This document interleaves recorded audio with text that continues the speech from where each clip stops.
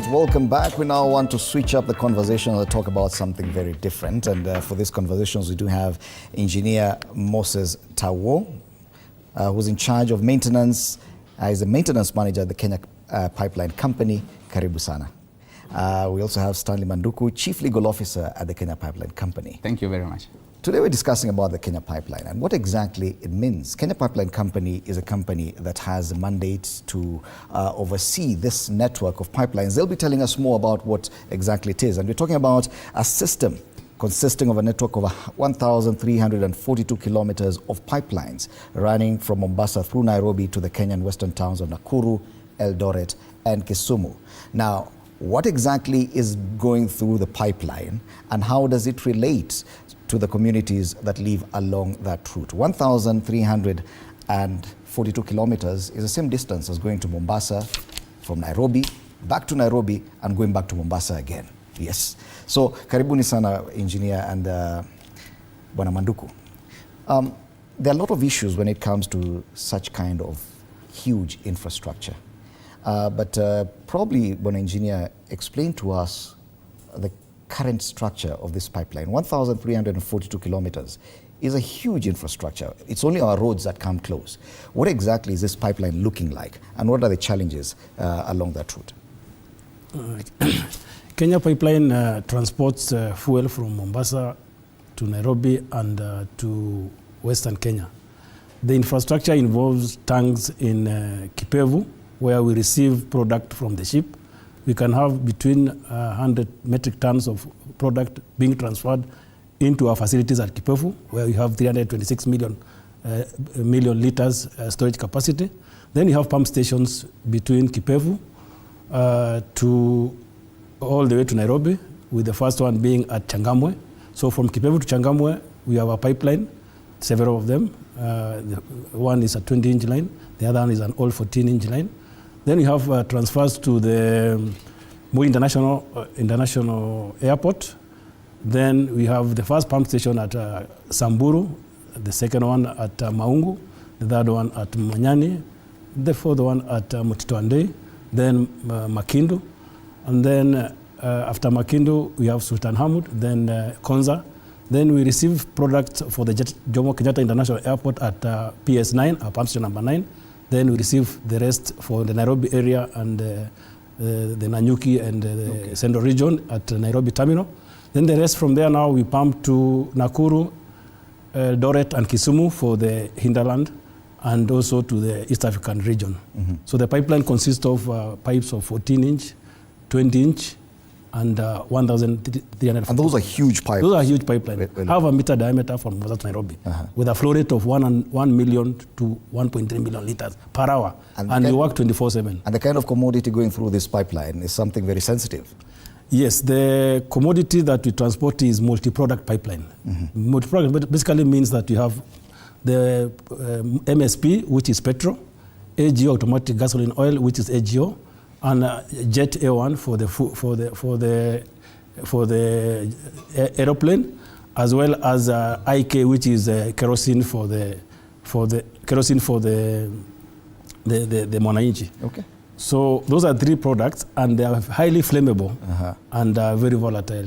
And so we have highly flammable products being moved in one pipeline through all the system in the infrastructure system from Mombasa through all those towns and stations you've mentioned to Nairobi, to the western part of Kenya, Eldoret, Kisumu.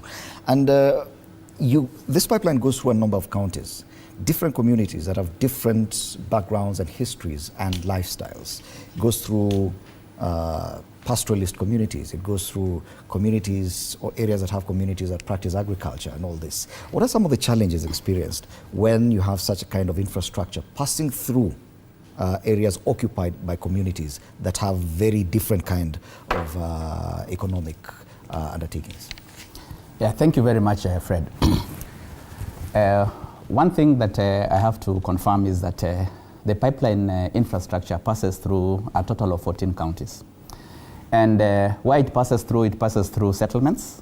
It also passes through protected areas. We have got sections of our pipelines that passes through the Tsavo National Park, the forests, and even the military barracks, and the towns, and even agricultural areas. Now, depending on where the pipeline passes, obviously there are various challenges that are unique to the situations that the pipelines or the communities that live along the right-of-way find themselves in. But the major ones are that in the event of an accident or an incident, and here basically we are talking about pipeline ruptures, and this can be because of various reasons. Obviously, the biggest challenge we have is the potential of loss of life and loss of property. And beyond that also, we have got the challenge of environmental degradation that come around because of the contamination of the soils, the vegetations, and even the water resources here. Those are the main key challenges that we find. And you've mentioned, you've talked about the right-of-way. I need some clarification on this right-of-way because there's the issue of safety. And the product is highly flammable, going through different kind of communities, 14 counties. There's wildlife involved and all these other things, communities that live very close to the pipeline. What do you mean when you say right-of-way? Who has a right-of-way here? The right-of-way basically means, as I mentioned earlier, that the pipeline traverses various economic and ecological areas. The right-of-way is basically the corridor where we have a pipeline passing, and it is basically 30 meters wide, and the pipeline from Mombasa to Nairobi, you have two pipelines, the old 14-inch and the new 20-inch within the same 30 corridor. The ownership of the land in most cases is easement, meaning the land is owned between us and the community. It is not entirely owned by KPC, so in other words, we allow them to do some basic activities on the top of the 30-meter corridor right of way. So if you multiply the one that 42 kilometers with the width, you can see how many acres of land we are talking about, but co-owned between the community and KPC. And that's why collaboration with the community is really key in protecting the pipeline underground. Because there's an issue of maybe I want to add one or two things. A right of way, basically in legal term, is what we call an overriding interest in land. What that means is that despite the fact that you are an owner of land, the law recognizes that there are some instances for the sake of public good, certain interest must be recognized. And right of way is one of such interests. And when you look at the structure of Kenya Pipeline, the ownership of the right of way is actually in 3 to 4 types. There are some instances and situations whereby Kenya Pipeline actually owns the land where the right of way passes. That means that we have a title deed to it. And then the second aspect is whereby we use private land, and through a concept of what we call an easement agreement, the agreements that are signed, that obviously are, as I have said, is an overriding interest. And then we have situations whereby, especially in protected areas, we have what we call licenses. Licenses basically means that we don't own the land, but we have the right to use the land through a license agreement, especially with the wildlife, KWS, and the Kenya Forestry. And then finally, we have got what we call the shared way leave, especially in municipalities, whereby it will be very expensive for there to be a right of way for the power, the Kenya Power. There will be also a right of way for the railways, and there is also a right of way for the pipeline. So basically what has happened in such arrangements, so we have what we call shared pipelines. Okay. So depending on the nature of ownership or the nature of right of way, the stakeholders are different, and how we handle them also is different. But at the end of the day, we acknowledge that there are people who are neighboring these right of ways. And probably a slight clarification on the nature of this infrastructure, because Maduko has made a comparison with the railway infrastructure and probably the way leaves for the electricity. We've seen in instances where there are perimeter of fences ensuring that no one gets to the railway in some instances. You mentioned that the shared land, sometimes some communities are allowed to carry out some activities on that. That in itself presents some challenges. How do you navigate around that? In fact, that is actually why we are collaborating with TV47 and other stakeholders, because the right of way is not owned by KPC. Unlike SGR, where they bought the land, then they are able to put up the structures, the fencing to fence off the structure. And you will see for SGR and even the other roads and everything else, it's on top of the soil. So there's nothing else you can do below, so you end up acquiring it. But for KPC, it is purely an underground pipeline, which you are not able to see. And in such a case, then the only thing is collaborate with the community and allow them to carry out some activities, because as he has said, the collaboration is easement. Where we have outright purchase of land, there you can fence, but it's very limited. It's national parks, like now from Nairobi to Mombasa, 100 kilometers of the 450 kilometers is in the Tsavo East and Tsavo West National Park. So there is already somehow secured with the collaboration with Kenya Wildlife Service. Yeah. Where you are passing through the forest, we have MOU with Kenya Forest Service. Now, where you have the communities now is where you need to collaborate with the communities and inform them that there is a pipeline passing through, which is very dangerous to their activities, and they must collaborate with us whenever they want to do extra activity that can go deeper into the pipe. Okay. Yes. And just a small thing. Whereas there are activities that are allowed on the wayleave, not all activities can be allowed because of the nature of the product that we transport. And you realize that we use the land below the surface.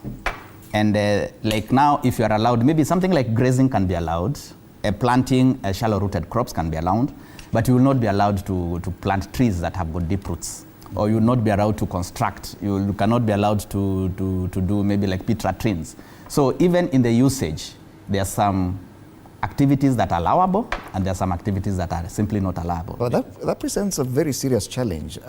Policing or manning 1,342 kilometers of 30-meter wide land stretching from Mombasa all the way to Eldoret and Kisumu, it presents some serious challenges. You're dealing with different kinds of communities. Some communities may argue that this land is ours historically. How are you navigating that kind of conversation? Yeah, as you know, the reason why we are having this particular program, the Linda Bomba, Linda Jamii, is basically to send that type of awareness. And we realize that the function that KPC serves in terms of transportation of fuel, it has got some economic advantages. And basically here, we are trying to see whether we can have a very careful balance between the needs of the landowner, the private needs, vis-a-vis the public good of transporting this particular product, so that it can be able to fuel other parts of the economy, not only even in Kenya, plus even the other East African countries, because our product actually extends to Uganda, Rwanda, South Sudan, and other countries.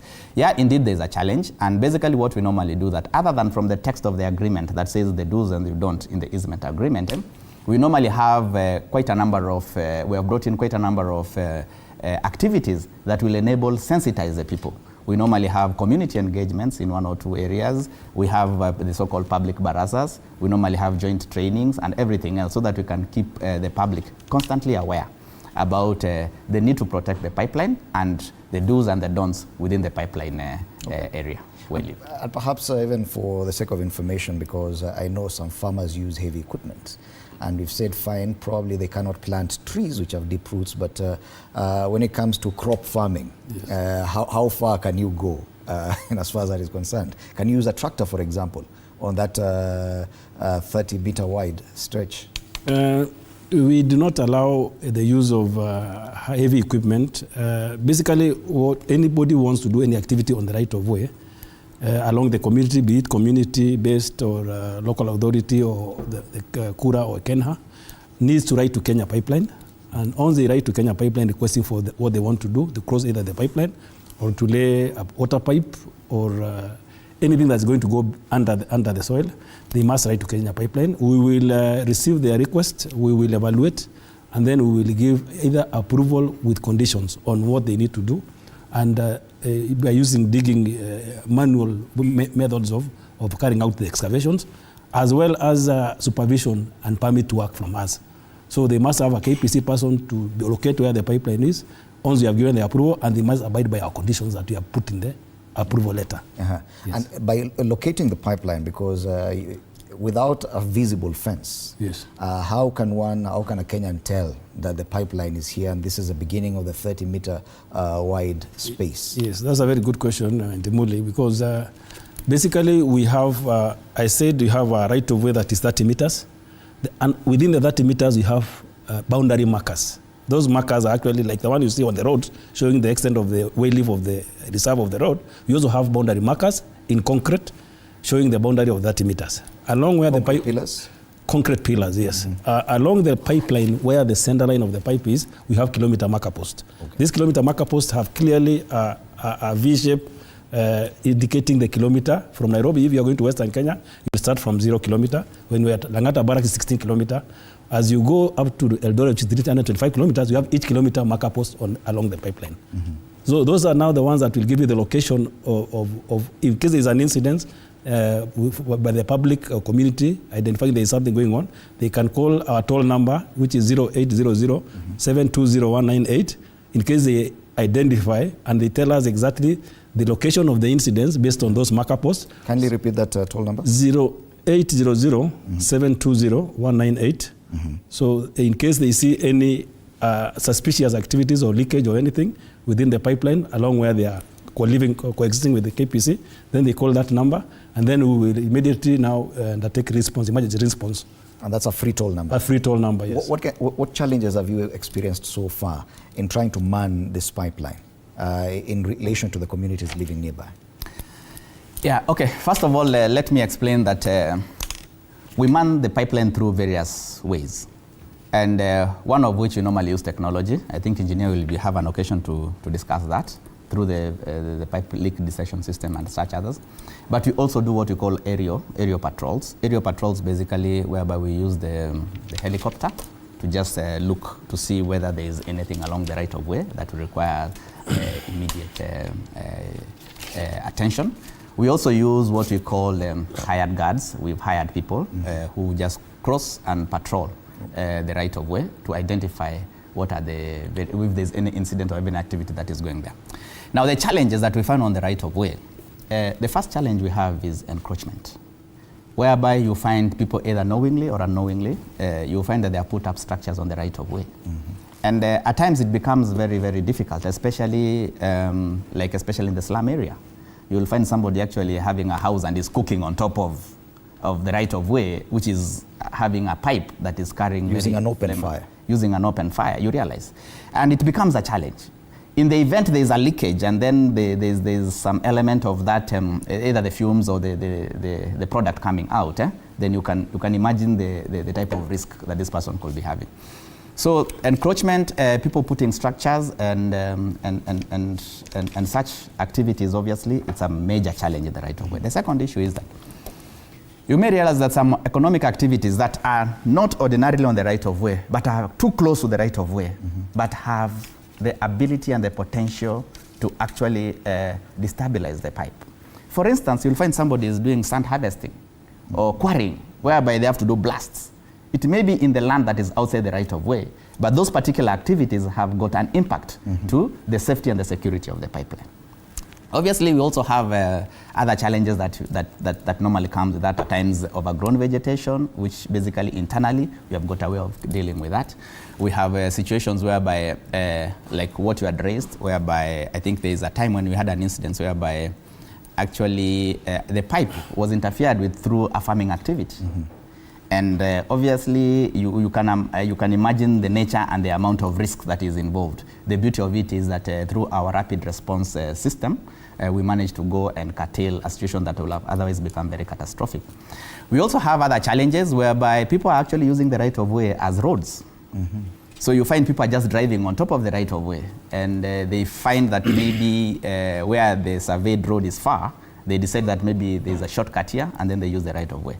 And we've tried to see how we can be able to discourage that, obviously by giving people the awareness that they require. We've also tried to create bans so that we make it difficult for people to go across the right of way. But this is one of the challenges that we are really having, that one of using the right of way. And in terms of compliance on how to use or not use the right of way, how would you say the success rate has been? Because I know there are areas where probably that right of way has totally been ignored. How has the success rate been? Maybe before I go to that, just to add on the technological aspect we are employing at the moment. The first one, of course, is this engagement on trying to tell the public why it's important for them not to interfere with the pipeline because of the consequences of, in case of a rupture, to the community itself and to the pipeline. So it's important for the communities to really collaborate with us so that their lives are safe. We have also gone ahead, and in our system we have the SCADA. A SCADA is a supervisory and control data, something that controls the pressures. You're able to see the pressures whenever there is interference on the pipeline. so that we're able to tell whether the pipeline is operating according to the way it's supposed to be. We have also installed a leak detection system, which is under fine-tuning and ready for the Eastern Line. That's from Mombasa to Nairobi, is already working. We have now gone further now. We are going to put an intrusion detection system, which will be able to tell you at any given point from the office desk, you're able to see what activity is happening on the right of way. Okay. Already the contract is on course, and the designs have already been done, and in the next 1 or so years, we should now be able to monitor the whole kilometer by kilometer using technology as opposed to the actual now patrols that you had talked about, because now those patrols of having hired guards on the ground are the ones that make sure that nobody interferes with the right of way. In terms of compliance, are there areas that are really problematic, that the right of way has really not been respected? Yeah, okay. You've asked about the success rate in protecting the right of way. Obviously, we have a number of challenges. And these challenges arise because of a number of factors. One of the factors that we have is that you realize that people may sell land.